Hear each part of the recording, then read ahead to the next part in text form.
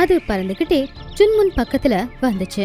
சுன்முன் கிட்ட கேட்டுச்சு, சுன்முன், நீ இங்க என்ன பண்ணிக்கிட்டே இருக்க? நீ உன்னுடைய குழந்தைங்க கிட்ட இருக்கணும் இல்ல? என்னாச்சு சொல்லு. இங்க வந்து நீ எப்படி மாட்டிக்கிட்ட? அப்ப சுன்முன் கழுகு கிட்ட எல்லாத்தையும் சொல்லுச்சு.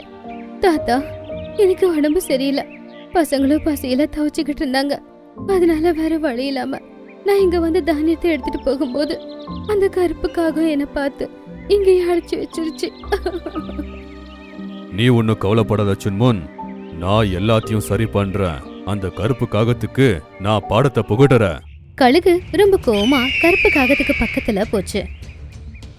கருப்பு காகமே கேளு, உனக்கு தானியம் வேணும்னா நீ என்கிட்ட எடுத்துக்கலாம். சுன்முன் குருவிய நீ விட்டுரு.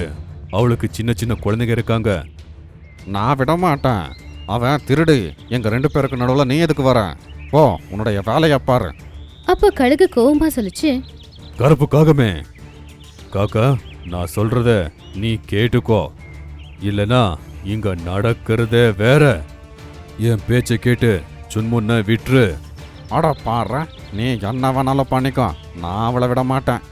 காக்கா, வேணும்னா என்னோட வீட்டையே உனக்கு விட்டு தர.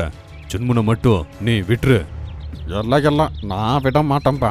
ஒரு தடவை சொன்னா உனக்கு புரியவே புரியாதான். போய் இருந்தேன். காக்கா, சுன்முனை நீ விட்டேனா உனக்காக என்னோட வயலையே கொடுக்குறேன். பாப்போம், நான் எல்லாம் அந்த மாதிரி ஆசைப்படவே மாட்டேன்.